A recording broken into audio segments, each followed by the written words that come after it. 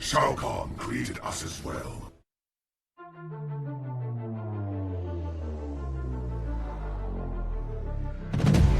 You cannot kill what is already dead. Magic binds me still.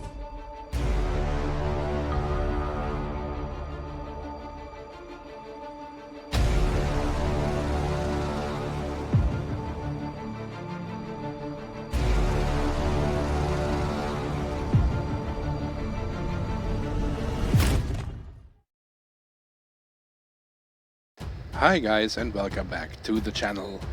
Today I'm gonna take a look at Lady Poison herself, Venomous D'Vorah, and I will give her a proper review and let's see what this character is all about. On top I will also expand a little bit on the segments of my reviews. If you like that and you want to see more of that, just give a thumbs up at the end of this video. But now let's start as usual with the basics first.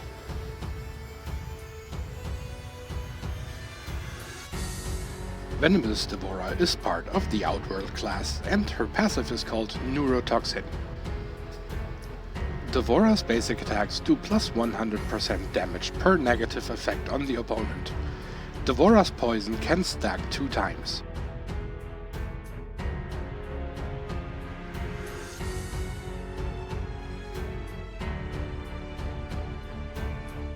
Venomous D'Vorah started her journey already in the MKX mobile days and was maxed out with Fusion 7. She was available in the combat pack for 150 souls, but you could also purchase her for 280 souls directly from the store. Her passive was almost identical aside from the fact that her poison DOT didn't stack.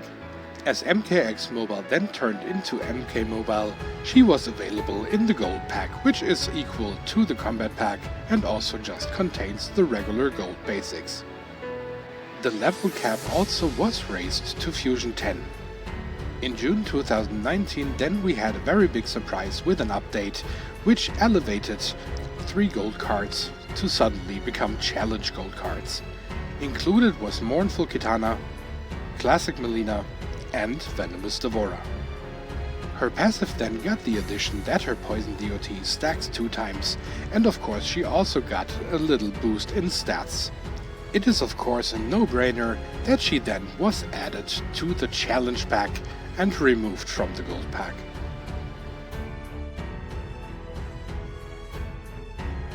D'Vorah's gear piece is the Killer Wasp and it gives you 45% recovery boost, 30% special attack 1 and 2 unblockable chance, and 25% damage boost against enemies affected by bleed or poison.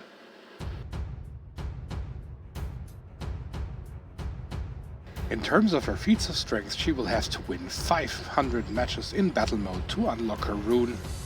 She has to win 750 matches in faction wars for her victory stances. For the taunts she has to perform 2000 special 1 attacks. For the icons she has to knock out 500 Cassie Cage enemies. For the backgrounds she has to knock out 1000 enemies. And for her titles she has to perform 3000 combo enders. And now let's take a look at the victory stances one by one, starting with Double Down.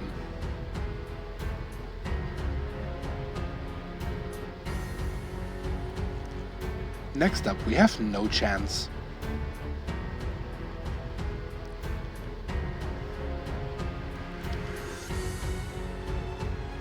Third will be Certain Death.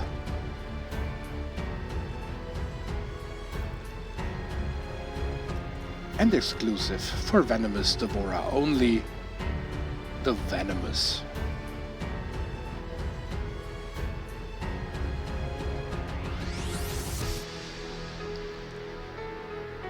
And on your victory screen, it will look like this.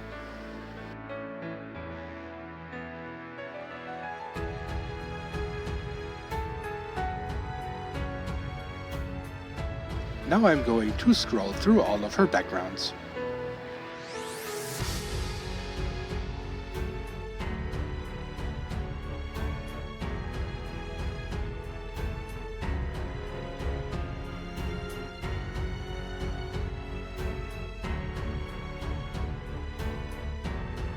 Next up we have the icons.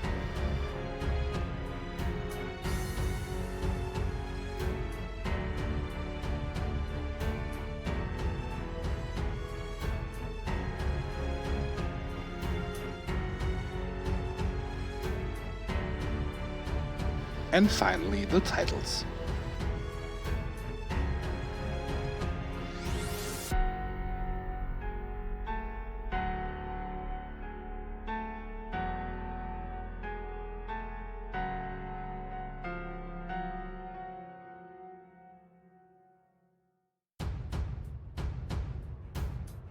Venomous D'Vorah has two different combo enders. The first one is a low sweep, which knocks the enemy off his feet and down to the ground. Her second combo ender is also a low sweep, but in this case the opponent remains on his feet.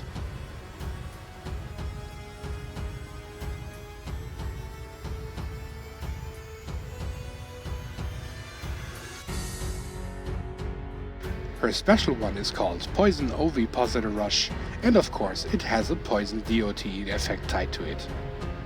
Aside from causing damage over time with the poison, this attack is also capable of knocking out your opponent.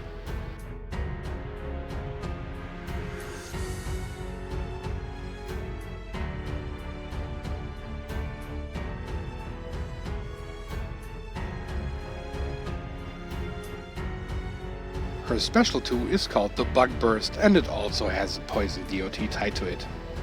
And just as her special one before, this attack is also capable of knocking out your opponents. On top it deals a hell lot of damage.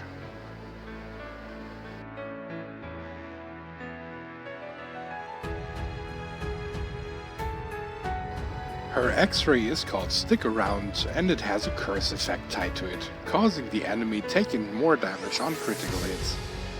And just as expected, all X-rays of the gold variations of D'Vorah have the same X-ray.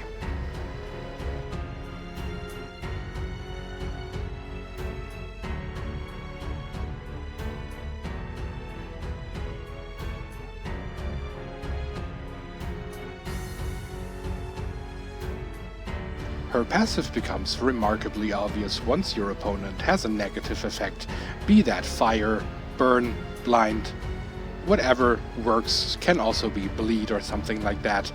But from that moment on, Venomous D'Vorah shines even just with basic attacks. In many cases, just a few hits will be enough to obliterate a maxed out opponent. And here we have one of the new segments that I was talking about earlier on in the review, and which I wanted to bring into my reviews from now on. And in this case, I'm recommending you 5 pieces of gear which are great to play with Venomous D'Vorah.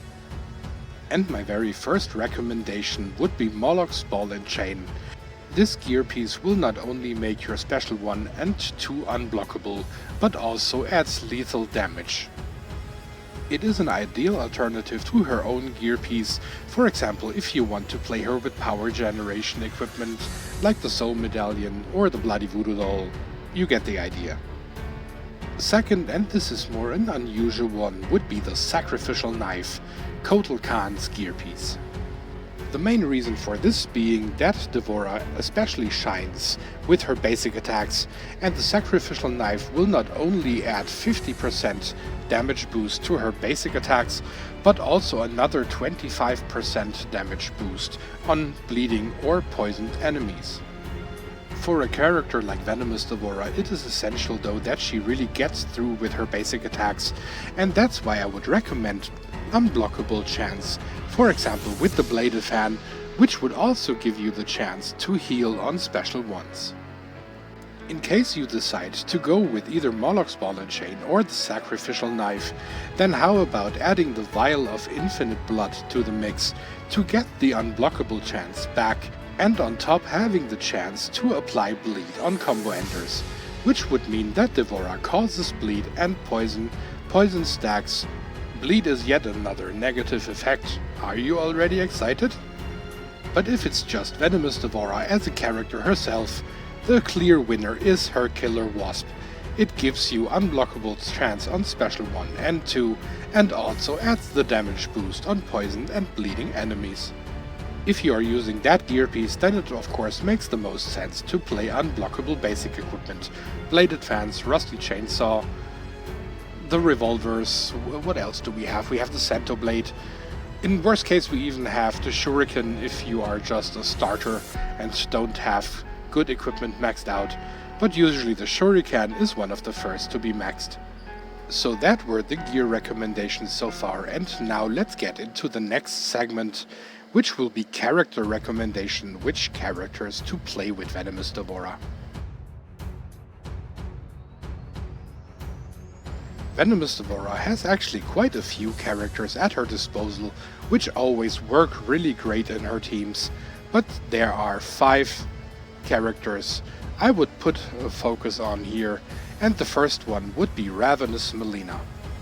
The main reason here would be that her passive adds another 100% damage boost to opponents affected by bleed or poison, which just comes perfectly in handy for Venomous D'Vorah, who already gets these boosts by herself. Melina just amplifies them. A second great character to play with Venomous D'Vorah, and in this case to give an extra damage boost to the poison effects that she has, here would be Nauseous Reptile, the ideal partner for her team, because Nauseous Reptile adds 30% extra damage boost, specifically to bleed and poison. A Sun God Kotalkan, on the other hand, would give a 30% damage boost to all Outworld characters. And this would include basic attacks and special attacks. If you rather like to have the advantage right at the beginning of the match, then I would recommend Classic Ermac. Because of his Soul Siphon passive, there will already be a negative effect on the opponent, and in case you are combining that with Blaze's Life Force, you would already add a second guaranteed negative effect. And depending on what character you play, you could directly apply a Poison DOT with a Special 1 attack. And that brings me to the absolute winner, which is Classic Reptile. And not just because he could apply the Poison DOT directly with a Special 1 at start of the match, but also as soon as characters are start to tag, they will be poisoned for a very long time, which constantly gives Venomous D'Vorah that damage boost buff.